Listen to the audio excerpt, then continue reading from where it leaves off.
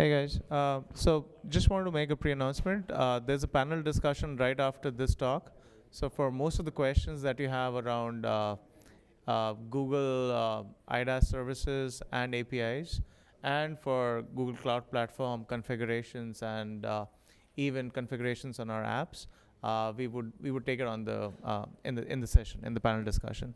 So just wanted to precursor on that so that like people had questions on that. Yeah.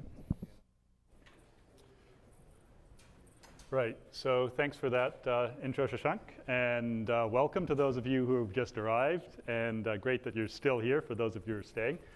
I'd like to introduce Leroy, my colleague from Coke, who will be speaking about their actual use case. And I'm Ferris Argyle. I'm a pre-sales engineer with Google Cloud Platform, and I've assisted Coke and other customers with some of their initial setup. And perhaps you'd like to talk a little bit about it. And I'm Leroy Valley. I'm the global big data and BI platform architect for Coca-Cola. I have responsibilities for a number of platforms, including the Google Cloud Platform, the Microsoft Business Intelligence Platform, MicroStrategy, Informatica, and many others. I've got 25 years experience plus in the BI space, slightly less than that in big data only because it's not been around as long. But Great, so without further ado, go to the agenda. And we're going to talk very briefly about Google Cloud Platform. So just lay the lay of the land here. And then Leroy's going to talk a little bit about the drivers that led Coke to Google. And then we're going to talk jointly a little bit about Google security and Coke's identity architecture and how they implemented that. And a little bit, again, about roadmap requirements similar to the lessons learned last time. So it may be surprising to some of you, but Google's actually been in this game for a long, long time. So we were born in the cloud. I think many of you are familiar with Google Search. There's a lot of underlying cloud infrastructure behind that. And Google's App Engine platform as a service was actually one of the first offerings in that space. And I heard about a year and a half ago that, and this was very surprising to me, that over 1/2 of internet traffic hits Google App Engine. So huge coverage there. And so what we're doing is now taking those application services, we've been a leader since those days, and broadening those out to now provide things like container management and other managed services that enable you to easily and quickly implement your applications without having to worry about the underlying infrastructure. And then a layer below that, we provide data services, and there are two significant pieces to that. One is the actual storage of the data, and of course Google is very good at storing large sets of data in a scalable way. And then the other piece of that is actually being able to analyze that data. And so some of you might know the Hadoop ecosystem, for instance, grew out of a Google white paper that was published about 10 years ago. And the founder of Hadoop then said that Google is living a few years in the future and sending the rest of us messages. And what's really changed is that we're now making these technologies directly available to you rather than just publishing white papers. And so you'll see us now offering things like TensorFlow machine learning directly as open source code, also offering cloud machine learning as a direct managed service. So these are the same technologies underlying the Go victory over Lee Sedol, if any of you read about that. And then there's a foundational infrastructure layer. And so this is something that makes all of this possible at scale, at a performant way, and at a very attractive price point. And this is where really Google's legacy as providing a multi-tenant infrastructure is really important. That infrastructure is not the same from one place to another. And being able to do that in a secure way, in a scalable way, is absolutely differentiator. And what we're now doing is making that available directly to you so you can leverage that as well. And so with that, we're going to talk a little bit about how Coke has actually moved to some of those technologies, specifically around big data. yes, exactly. Good morning. Some of you may have heard of Coca-Cola. It's a small soft drink company out there. Just wanted to share a couple of quick facts with you that you may not know to kind of understand the breadth and depth of the data we collect. If you were to try a Coca-Cola product every day, it would take you more than 9 years to try everything that we produce. There are more than 10,000 Coca-Cola drinks consumed every second of every day. We have 20 brands that have over $1 billion in sales every year. And Coca-Cola, if you may not know it, is the second most recognized word in the entire world, right behind okay. So you can imagine exactly. So you can imagine with the breadth and depth of product that we sell, we have a lot of data that we bring in on a daily basis. And that data that we bring in, to bring it in to analyze it, to ingest it, it's a huge monumental task. And we're running to the point where the data is now getting so large and it's spread across so many areas. People talk about a data lake. We don't have data lakes, we have data ponds, right? And we have nearly 1,000 of them spread across the world on multiple systems, numerous platforms. Some of these ponds are loosely integrated, but they become difficult to manage, to certify the data that's in them. So as we looked at this, we really wanted to come up with a way of having a centrally federated subset of data where everything goes into a data lake. We certify the data that comes into it, and we all report against the same thing. And out of this came really our desire to instantiate a data lake. We wanted to be able to federate the location for many subject areas. Initially, we're leveraging that data lake to solve current challenges such as data ingestion duration, processing time, cost to build aggregates, and query performance for the end client. Our next step is to enable processes for data discovery, analytics, self-service BI, rapid prototyping, and lower cost dashboards development. And to that end, we started looking at this, and really we talk about security, and we need security. That's extremely important.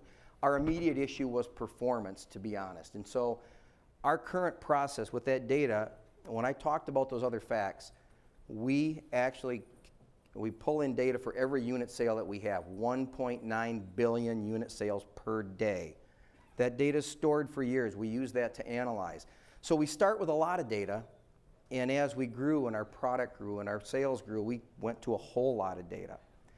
And it was getting to the point where the data that we pulled in and we aggregated and we built for end reporting for the business units was taking up to 20 hours on weekends to run. It was a tremendous amount of data. It was getting to the point where we couldn't recover on a weekend if we had an issue.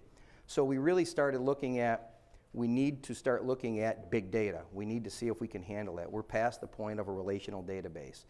So our initial system that we ran, we didn't just take the simplest thing we had and tried to move it to a platform, right? We took the most complex monster application we had, the one that handles that 1.9 billion unit sales per day. And we took the most complex piece out of it. It was an 18-hour batch job. It was a 2.5-hour process, very resource intensive in every way. And we said if we can get that 2.5 hours down to an hour, a half hour, we'd be happy. So we started that. We ran it in 2.5 hours on our current platform. We then went and we ran it. It only shows Hadoop 6 node here, but we actually ran several in-memory appliances. I'm not going to name names to protect the innocent here. We tested several parallel type systems out there. They all came in around the same. Much, much better than 2.5 hours. That process was running in about 11 minutes. Okay, that was fantastic.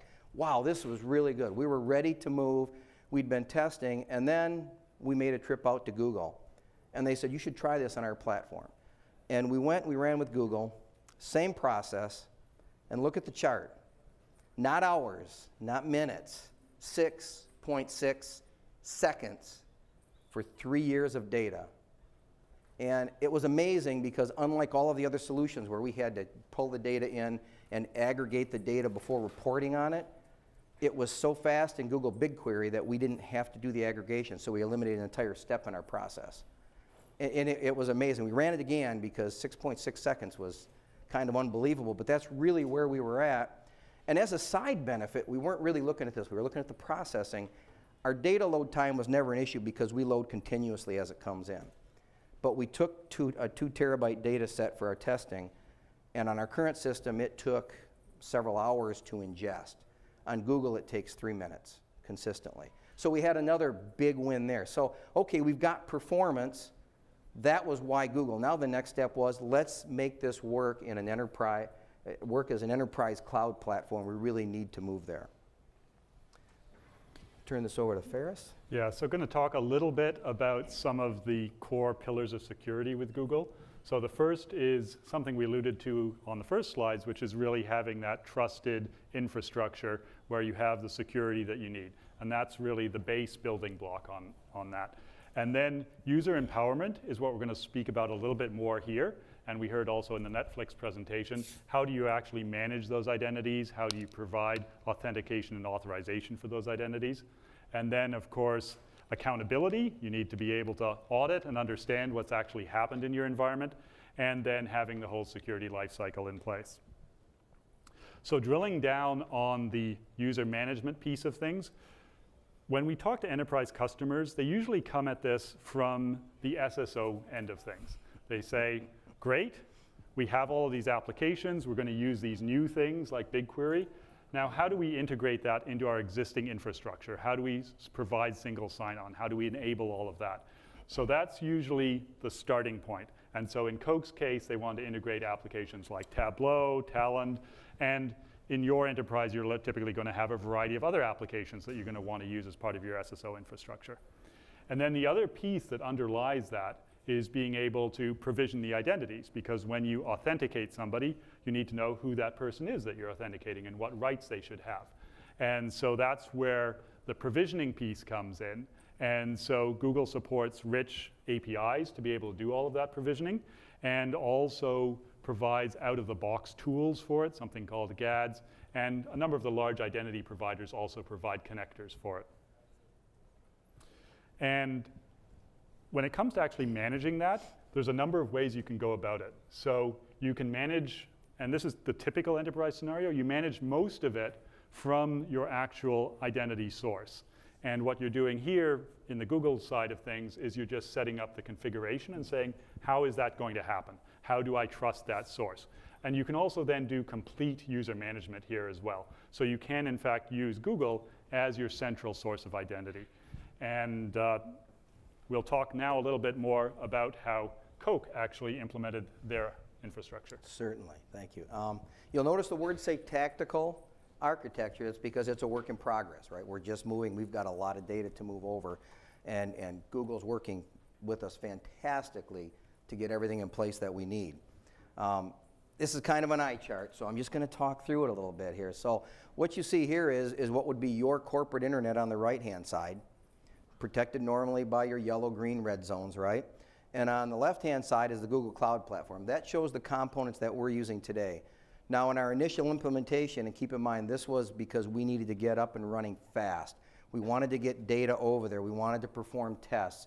We wanted to test identity access management without having to jump through all the hoops of necessarily setting up VPN tunnels and direct peering, which we're moving to, but that takes more time from our standpoint because of the size of our corporation and the things we have to go through to set that up. So what you're seeing here is our corporate internet. We actually set up a product called GADS, which is the Google Apps Directory Sync application. It's just a small app. It runs on any server. It sits inside of your firewall, has read-only access to LDAP, and communicates via HTTPS to Google. And what GADS allows me to do, it allows me to take Active Directory, and boy, let me tell you, I'd love to maybe move to a system like Netflix has right now, but we've just got too much invested in Active Directory to make that move that quickly. So we needed something that worked with our environment. GADS allowed me to jump in quickly. It allows me to sync specified user groups, AD groups, users, and move those over and sync those to accounts on the Google side. And at the same time, we're using federation with SiteMinder to single sign-on. So what that gives us is, doesn't give us just-in-time user provisioning, but it does give us automatic user provisioning. Because I set groups up. Groups get access to given projects and resources on Google. And whenever I add a user, as soon as GADS runs, now we do it once a day because we're still in a pilot phase, but you can run it as frequently as you want. It literally runs in seconds. And as soon as it sees a new user, it adds them to the group in Google. And if that group has access, that user can connect immediately via SSO and get access to the projects and resources. So it literally enabled us to go from moving data from our system to within a 2-week span, we had an up and running prototype where we were able to do this performance test that you saw. So it was phenomenal from that standpoint.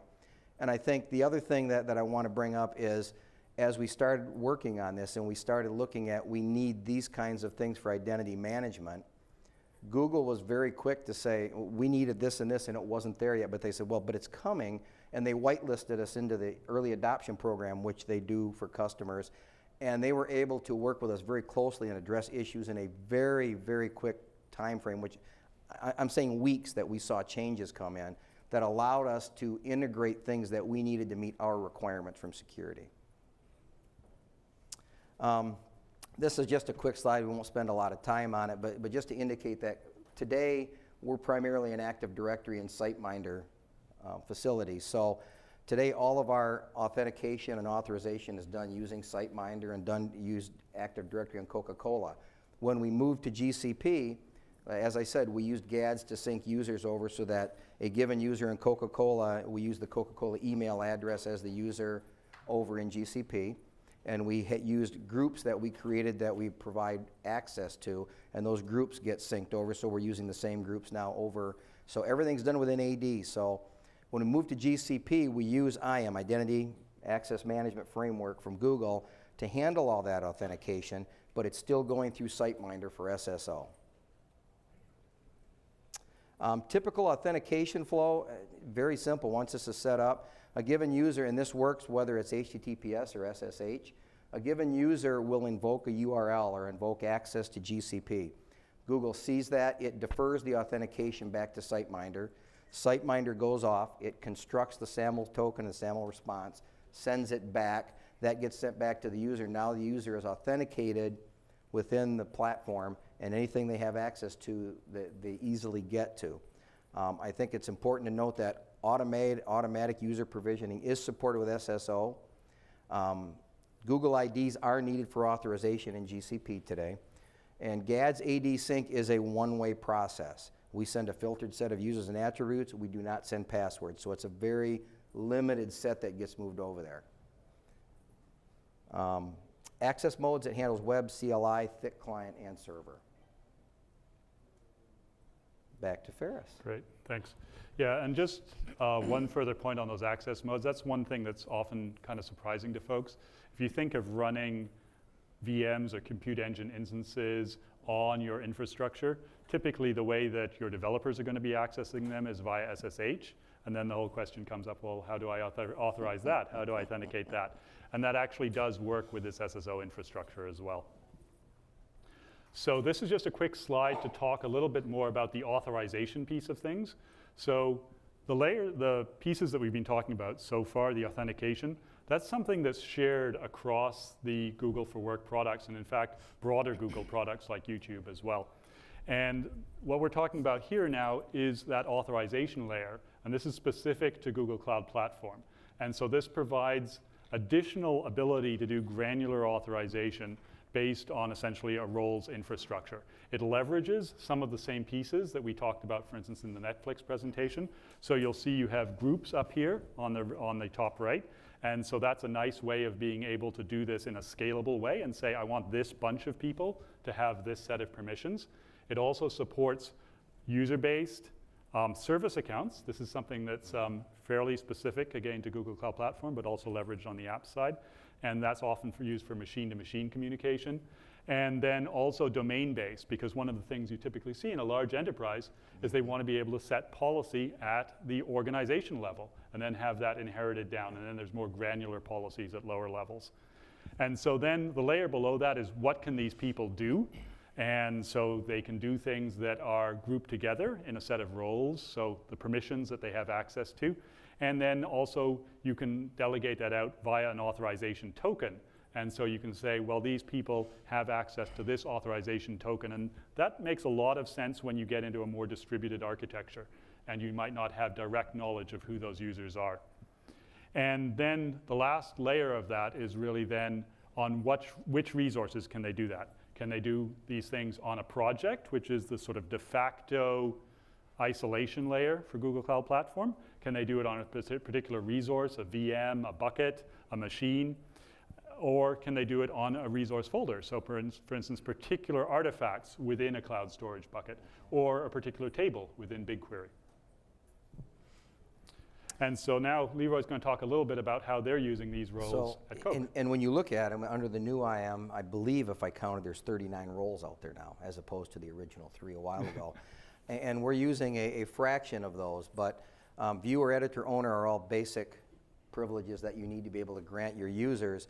And what we wanted to do is get away from, for instance, you'll see data flow viewer, developer, and data flow worker. We have a lot of folks that are doing data flow work that don't necessarily need access to the project. So we're able to give them access to just work on the data flow piece. We're able to give viewer access to something like Stack Driver to see what's going on, or to monitoring teams to see what's going on. And the data flow worker allows processes to run data flow jobs without necessarily having access to the end resources. So those were fantastic to add. Now, org administrator was great because it allowed me to set up someone who could manage projects and roles and not have everyone that's necessarily a project owner have the rights to do those kind of things. So we have a very limited number of folks that have access for that. And then project creator, we learned early on when we started playing with this, it's very easy for someone to create a project. And you start giving developers access, and they see they're an owner of a project because they're in development and they need to do the work. And I started seeing projects jumping up all over that didn't follow naming conventions and that we had to clean up. So when the project creator came out in the newest release, that was a fantastic addition, so that we've only got a limited number of folks who can create projects. And of course, our roles are defined based on function and based on environment. So someone that's perhaps an owner or an editor in the dev environment will not be the same type of person in a non-prod or a test environment. When we move to test, they no longer have the right to edit code. They may have the right to deploy a new version there, but they don't have the rights to edit it there. They have to edit it in dev, test it, and move it to test. And then in prod, you've only got your support teams that have access. So. And so with that, we'll talk a little bit, and Leroy will talk principally a little bit about some of the things they're looking for, and then we'll get into the Q&A to hear more about what you're looking for. Yeah, so we've had great success so far, and like I said, I can't stress again, the partnership with Google has been unlike any we've had with another company.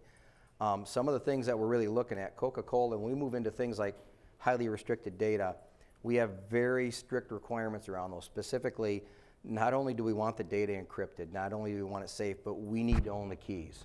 I know Google encrypts everything by default, but we need to own the keys for highly restricted. That's a requirement if we move that data. So we're now looking at cloud-hosted key management, because if I own the keys, and with Coca-Cola, I'm not talking 10 keys, I'm not talking 20 keys, we're talking thousands of keys. I need a way to manage those, and one of our requirements is keys have to have an expiration date. So I need a way to manage those, because if you can imagine, you're running in production and a key expires on the weekend, guess who gets called? Because the jobs aren't running. So we need a way of managing that, and to that we've looked at third-party solutions, but we've also talked to the product teams at Google, and I believe this is okay to say here, right? But there is a key management system coming, okay? I'm not gonna promise anything, but there's something coming, so that's kind of cool. Project and role user monitoring is something that there's a way to get at. If I have thousands of projects, that's a lot of permissions out there. How do I track that? In Active Directory, it's really easy.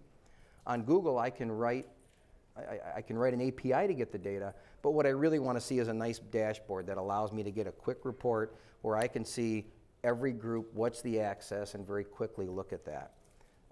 The ability to restrict access to only domain accounts, although we're set up so that we're only CocaCola.com, and I can't add a Gmail account as a user.